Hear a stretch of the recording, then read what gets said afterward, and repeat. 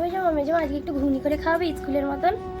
হ্যাঁ, কেন খাওয়াবো না? ঠিক আছে, তুই তাহলে বস, আমি চটজলদি তোর জন্য ঘুগনি তৈরি করি। একদম সেই যেমন হাঁড়িতে করে বিক্রি করে কাকুগুলো, সেই রকম স্টাইলে। প্রথমে প্রেসার কুকারে কড়াইগুলো স্টিম দেওয়ার জন্য বসিয়ে দেব। এই যে কুকারে আমি নিয়েছি, এটাকে আমি একটা কি দুটো স্টিম দিয়ে নেব। ঘুগনি করার জন্য আমি এখানে টমেটো, পেঁয়াজ, ধনেপাতা, রসুন আর আদাটাকে কেটে নেব।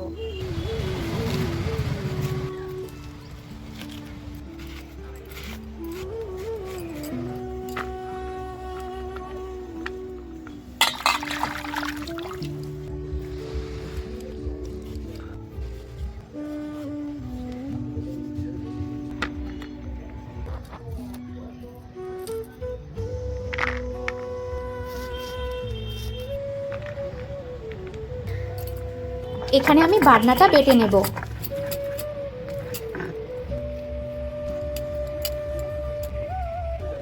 কড়াই সেদ্ধ হয়ে গেছে, আমি কড়াইটাকে ঢেলে নেব। এখানে আমি সর্ষের তেল দিয়ে দিচ্ছি। এর মধ্যে আমি জিরে ফোড়ন আর শুকনো লঙ্কা ফোড়ন দিয়ে দেব।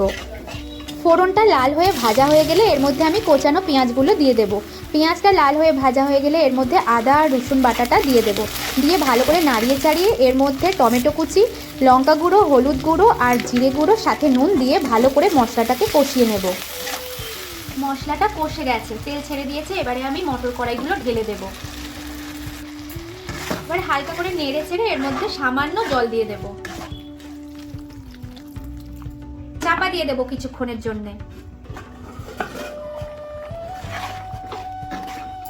এবার আমি এর মধ্যে ধনেপাতাগুলো দিয়ে দেব, সাথে একটু গরম মশলা দিয়ে দেব। এই যে আমি ঘুগনি হয়ে গেছে নিয়ে চলে এসেছি।